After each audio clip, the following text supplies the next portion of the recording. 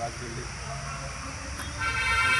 ಸಾಮಾನ್ಯ ಸಿದ್ದರಾಮಯ್ಯ ಸರ್ಕಾರದಲ್ಲಿ 3 ವರ್ಷ ಸತತವಾಗಿ ಅವರು ಒಳ್ಳೆ 5 ಗ್ಯಾರಂಟಿ ಮತ್ತು ಇನ್ನೊಂದೆರಡು ಗ್ಯಾರಂಟಿ 7 ಗ್ಯಾರಂಟಿಯನ್ನು ಕೊಟ್ಟುಕೊಂಡು ಸರ್ಕಾರ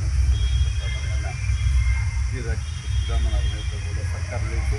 ಅದೇ ರೀತಿ ಇವತ್ತು ನಮ್ಮ ಕೇಂದ್ರದಿಂದ ಕೇಂದ್ರ ಇವತ್ತು ಮತ್ತು ರಾಜ್ಯ ಎಲ್ಲ ಸೇರಿ ಇವತ್ತು 5ನೇ ತಾರೀಕು ನಮ್ಮ ಡಿ ಕೆ ಶಿವಕುಮಾರ್ ಅವರನ್ನು ನೂತನವಾಗಿ ಮುಖ್ಯಮಂತ್ರಿ ಮಾಡ್ತಾ ಇದ್ದಾರೆ. ಅದ್ರ ಜೊತೆಗೆ ಇವತ್ತು ನಮ್ಮ ಲೋಕಸಭಾ ಸದಸ್ಯರಾಗಿ 7 ಬಾರಿ ಗೆದ್ದಿರ್ತಕ್ಕಂಥ ಸನ್ಮಾನ್ಯ ಕೆ ಎಚ್ ಮುನಿಯಪ್ಪನವರು ಹಿರಿಯರು ಪೂಜ್ಯರು ಅವರು ಎಲ್ಲ ಸಮಾಜದಲ್ಲಿ ಹೊಂದಿರ್ತಕ್ಕಂಥ ಎಲ್ಲ ಸಮಾಜವನ್ನು ಹೊಂದಿಕೊಂಡಿರ್ತಕ್ಕಂಥ ಸನ್ಮಾನ್ಯ ಕೆ ಎಚ್ ಮುನಿಯಪ್ಪ ಕರ್ನಾಟಕ ಆಹಾರ ಮಂತ್ರಿಗಳು ಅವರು ಇವತ್ತು ಒಳ್ಳೆಯ ಅಧಿಕಾರಿಯನ್ನು ನಡೆಸ್ಕೊಂಡು ಬಂದಿರ್ತಕ್ಕಂಥವ್ರು ಈ ಜಿಲ್ಲೆಗೆ ಒಳ್ಳೆಯ ಕೊಡುಗೆಯನ್ನು ಕೊಟ್ಟಿರ್ತಕ್ಕಂಥವ್ರು ಎಲ್ಲ ಸಮಾಜವನ್ನು ಎಳ್ಕೊಂಡು ಬಂದಿರ್ತಕ್ಕಂಥ ಸನ್ಮಾನ್ಯ ಕೆ ಎಚ್ ಮುನಿಯಪ್ಪ ಅವರು ಇವತ್ತು ಎಲ್ಲರೂ ನಾವು ಒತ್ತಾಯ ಮಾಡ್ಕೊಂಡು ಅವ್ರನ್ನ ನಿಜವಾಗಲೂ ಅವ್ರಿಗೊಂದು ಏನು ಈ ಥರ 7 ಬಾರಿ ಎಂಪಿಯಾಗಿ ಕೇಂದ್ರ ಸಚಿವರಾಗಿ ಮತ್ತು ಕರ್ನಾಟಕ ಸಚಿವರಾಗಿ ಅವರ ಅನುಭವಶಾಲಿ ಅವರಿಗೆ BCM ಹುದ್ದೆಯನ್ನು ಕೊಡಬೇಕು ಅಂತ ನಾವೆಲ್ಲ ಸೋಮನವರೆಲ್ಲ ಕೂಡ ಎಲ್ಲ ಕಾಂಗ್ರೆಸ್ ಇರ್ತಕ್ಕಂಥ ಎಲ್ಲ ಕೋಮನವರನ್ನು ಒತ್ತಾಯ ಮಾಡ್ತಾರೆ. ದಯವಿಟ್ಟು ಅವರಿಗೆ BCM ಹುದ್ದೆಯನ್ನು ಕೊಡಬೇಕು ಅಂತ. ಅದ್ರ ಜೊತೆಗೆ ಇನ್ನೊಂದು ಮನವಿ ಕೂಡ ನಾವು ಮಾಡ್ತೀವಿ.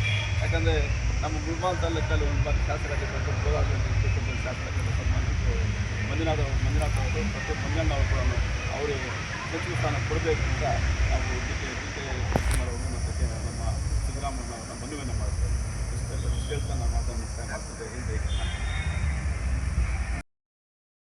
ಕಾಂಗ್ರೆಸ್ಸಿನ ಒಗ್ಗಟ್ಟಿನ ಮಂತ್ರ ಜೊತೆಗೆ ಸಿದ್ದರಾಮಯ್ಯನವರ ಭಾಗ್ಯಗಳ ಯೋಜನೆ ಸಿದ್ದರಾಮಯ್ಯನವರಿಗೆ ಅಭಿನಂದನೆ ಸಲ್ಲಿಸ್ತಾ ಹಾಲಿ ಏನು ಮುಖ್ಯಮಂತ್ರಿ ಆಗುವ ಡಿ ಕೆ ಶಿವಕುಮಾರ್ ಸಾಹೇಬರಿಗೆ ಸ್ವಾಗತವನ್ನು ಕೋರ್ತಾ ಅವರಲ್ಲಿ ನಮ್ಮದೊಂದು ನಮ್ರತೆಯ ವಿನಂತಿ.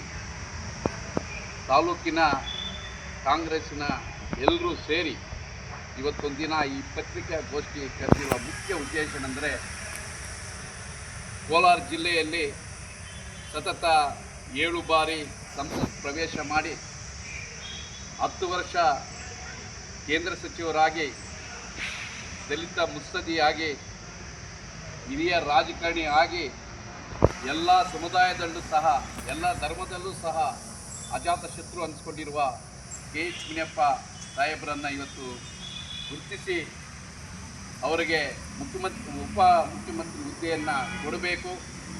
ಜೊತೆಗೆ ಅವರನ್ನು ಪಕ್ಷದಲ್ಲಿ ಗೌರವಿತವಾಗಿ ನಡೆಸ್ಕೊಳ್ಬೇಕು ಅಂತ ಇವತ್ತು ನಾವು ಪ್ರಚಾರ ಸಮಿತಿ ಉಪಾಧ್ಯಕ್ಷರಾಗಿ ಮತ್ತು ತಾಲೂಕಿನ ಸುಮಾರು 30 ವರ್ಷ ಕಾಂಗ್ರೆಸ್ಸಿನ ನಿಷ್ಠಾವಂತ ಕಾರ್ಯಕರ್ತನಾಗಿ ಎಲ್ಲರ ಒಂದು ಸಮ್ಮುಖದಲ್ಲಿ ನಮ್ಮ ಸಿದ್ದರಾಮಯ್ಯನವರು ಮತ್ತು ಡೆಲ್ಲಿ ಹೈಕಮಾಂಡ್ ಅವರನ್ನು ಮತ್ತು ಡಿ ಕೆ ಶಿವಕುಮಾರ್ ಸಾಹೇಬರನ್ನು ಎಲ್ಲರೂ ಸಹ ಒತ್ತಾಯಿಸುತ್ತಾ ನನ್ನ ಮಾತನ್ನು ಮುಗಿಸ್ತಾ ಇದ್ದೀನಿ.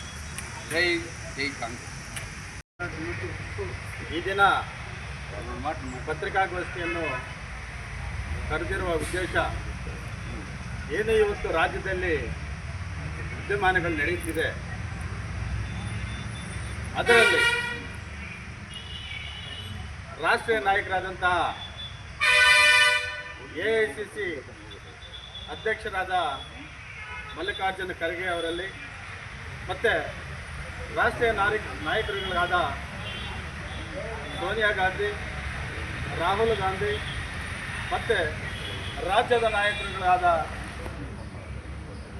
ಸನ್ಮಾನ್ಯ ಮಾಜಿ ಮುಖ್ಯಮಂತ್ರಿಗಳು ಸಿದ್ದರಾಮಯ್ಯನವರಲ್ಲಿ ಮತ್ತು ಅದೇ ರೀತಿ ಈಗ ಏನು ಹತ್ತಿರದಲ್ಲೇ ಮುಖ್ಯಮಂತ್ರಿಗಳಾಗುವಂಥ ಸನ್ಮಾನ್ಯ ಡಿ ಕೆ ಶಿವಕುಮಾರಲ್ಲಿ ನಾವು ಮನವಿ ಮಾಡಿಕೊಳ್ಳೋದಿಷ್ಟೇ. ಕೆ ಎಚ್ ಮುನಿಯಪ್ಪನವರು ಸುಮಾರು ಒಂದು 50 ವರ್ಷಗಳಿಂದ ಪಕ್ಷದಲ್ಲಿ ತನ್ನನ್ನು ತಾನು ದುಡಿಸ್ಕೊಂಡು ಪಕ್ಷವನ್ನು ಕಟ್ಟುವಲ್ಲಿ ಒಳ್ಳೆಯ ನಿಷ್ಠಾವಂತ ಕಾರ್ಯಕರ್ತರಾಗಿ ಕೆಲಸನ ಮಾಡಿದಂಥವರು.